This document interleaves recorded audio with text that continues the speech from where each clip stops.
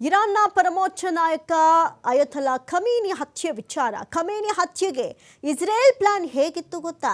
ಇದು ಕೇವಲ ಒಂದೆರಡು ದಿನದ ಪ್ಲಾನ್ ಅಲ್ಲ, ಬಹಳಷ್ಟು ರೋಚಕ ಪ್ಲಾನ್ಗಳನ್ನೇ ಮಾಡಿಕೊಂಡಿತ್ತು. TV5 ನಲ್ಲಿ ರೋಚಕ ಕಾರ್ಯಾಚರಣೆಯ ಕಂಪ್ಲೀಟ್ ರಿಪೋರ್ಟ್ ಇದೆ. ಖಮೀನಿ ಹತ್ಯೆಗೆ ನಡೆದಿದ್ದು ಬರೋಬ್ಬರಿ ವರ್ಷದ ಯೋಜನೆ. ಇದು ಒಂದಿನ, ಎರಡು ದಿನ, ಒಂದು ವಾರ, ಎರಡು ವಾರ ಅಥವಾ ಒಂದು ತಿಂಗಳು, ಎರಡು ತಿಂಗಳ ಪ್ಲಾನ್ ಅಲ್ಲ. ಇದು ಬರೋಬ್ಬರಿ ವರ್ಷದ ಮಾಸ್ಟರ್ ಪ್ಲಾನ್ ಆಗಿತ್ತು. ಇರಾನ್, ಅಮೆರಿಕ ಬೇಹುಗಾರಿಕೆ ಸಂಸ್ಥೆಗಳಿಂದ ಪ್ಲಾನ್ ಅನ್ನು ರೂಪಿಸಲಾಗಿತ್ತು. ಮೊಸಾದ್, CIA ಜಂಟಿಯಾಗಿ ರೂಪಿಸಿದಂಥ ತಂತ್ರಗಾರಿಕೆ ಆಗಿತ್ತು. ಇನ್ನು ಖಮೇನಿ ಹಾಗೂ ಸಹಚರರಿಗೆ ಅವರ ಹಲ್ಲಿಗೆ GPS ಅನ್ನು ಇಂಪ್ಲಾಂಟ್ ಮಾಡೋ ಮೂಲಕ ಅವರ ಚಲನವಲನಗಳನ್ನು ಕಂಡುಹಿಡಿಯಲಾಗ್ತಿತ್ತಂತೆ. ಅಮೆರಿಕದ CIA ಇಂದ ಪ್ಲಾನ್ ಅನ್ನು ರೂಪಿಸಲಾಗಿತ್ತು. ಎರಡೂ ದೇಶಗಳ ಬೇಹುಗಾರಿಕಾ ಸಂಸ್ಥೆಗಳ ಬಲೆಗೆ ಇದೀಗ ಖಮೇನಿ ಸಿಲುಕ್ಬಿಟ್ಟಿದ್ರು. ಎಷ್ಟೇ ಹುಷಾರಾಗಿದ್ರು ಕೂಡ ಯಾವ ರೀತಿಯಾಗಿ ಬಲೆಗೆ ಬೀಳಿಸ್ಕೊಳ್ಬೇಕಾದಂತಹ ಪ್ಲಾನ್ ಅನ್ನ ಜಂಟಿಯಾಗಿ ಮೊಸಾದ್ CIA ತಂತ್ರಗಾರಿಕೆಯನ್ನ ಹೆಣೆದಿತ್ತು. ಮೊದಲ 2 ಗಂಟೆಯಲ್ಲೇ ಹತರಾಗ್ಬಿಟ್ರು ಖಮೇನಿ. ಯಾವಾಗ ದಾಳಿ ನಡೆಯಿತೋ ಖಚಿತ ಮಾಹಿತಿಯ ಆಧಾರದ ಮೇಲೆ ಬಹಳಷ್ಟು ಪ್ಲಾನ್ ಅನ್ನ ಏನು ರೂಪಿಸಲಾಗಿತ್ತು, ಆ ಒಂದು ಪ್ಲಾನಿನ ಮುಖಾಂತರವೇ ಈ ಕೆಲಸವನ್ನ ಮಾಡಲಾಗಿತ್ತು ಎನ್ನುವಂಥ ಮಾಹಿತಿ ಗೊತ್ತಾಗ್ತಾ ಇದೆ. ಇನ್ನು ಡೆಂಟಲ್ ಇಂಪ್ಲಾಂಟ್ ಪ್ಲಾನ್ ಅನ್ನು ರೂಪಿಸಲಾಗಿತ್ತು ಅಂತ ಈಗ ಗೊತ್ತಾಗ್ತಾ ಇರೋದು. ಖಮೇನಿ ಹತ್ಯೆಗೆ ಮೊಸಾದ್ ರೂಪಿಸಿದ ಮೊದಲ ತಂತ್ರವೇ ಡೆಂಟಲ್ ಇಂಪ್ಲಾಂಟ್.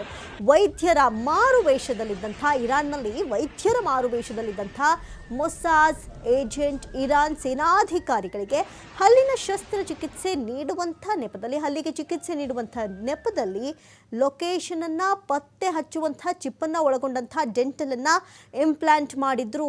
ಇದೇ ಮೇಜರ್. ಅವ್ರು ಎಲ್ಲಿದ್ದಾರೆ, ಎಲ್ಲಿರ್ತಾರೆ, ಎಲ್ಲಿ ಕ್ಷಣ ಕ್ಷಣದ ಅವರ ಚಲನವಲನಗಳನ್ನು ಕಂಡುಹಿಡಿಯೋದಕ್ಕೆ ಇದು ಪ್ರಮುಖ ಪ್ಲಸ್ ಪಾಯಿಂಟ್ ಆಯಿತು.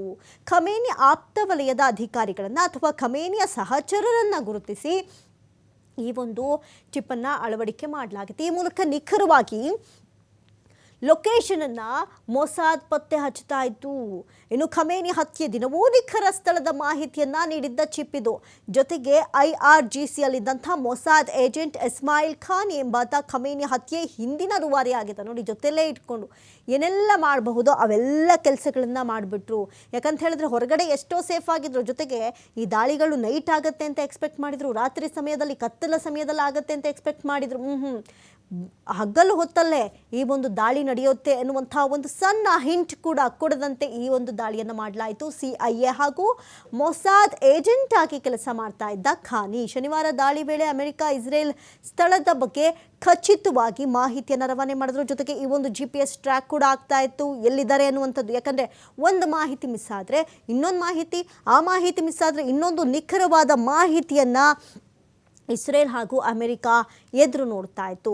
ಕೊನೆ ಕ್ಷಣದಲ್ಲಿ ಸಿಕ್ಕ ಮಾಹಿತಿಯನ್ನಾಧರಿಸಿಯೇ ಇಸ್ರೇಲ್ ಅಮೆರಿಕ ಜಂಟಿ ದಾಳಿಯನ್ನು ಮಾಡೋದಕ್ಕೆ ಮುಂದಾಯಿತು. ಶುಕ್ರವಾರ ರಾತ್ರಿ ಬದಲು ಶನಿವಾರ ಬೆಳಗ್ಗಿನ ಸಮಯವೇ ಸೂಕ್ತ ಅಂಥೇಳಿ ಆ ಒಂದು ಸಮಯವನ್ನು ಕೂಡ ಬದಲು ಮಾಡಿಕೊಂಡಿತ್ತು. ನೋಡಿ, ಖಮೇನಿ ಸಹಚರರಿಗೆ ಕೃತಕ ಹಲ್ಲಿನಲ್ಲಿತ್ತು ಇಸ್ರೇಲಿಗರ GPS ಟ್ರ್ಯಾಕರ್. ಬಹುಶಃ ಯಾರು ಈ ರೀತಿಯಾಗೂ ಮಾಡಬಹುದು ಅಂತ ಗೆಸ್ ಕೂಡ ಮಾಡಿರಲಿಲ್ವೇನೋ, ಅಷ್ಟು ಹುಷಾರಾಗಿ ತಂತ್ರವನ್ನು, ಒಂದು ಮಾಸ್ಟರ್ ಪ್ಲಾನನ್ನು ರೂಪಿಸಲಾಗಿತ್ತು.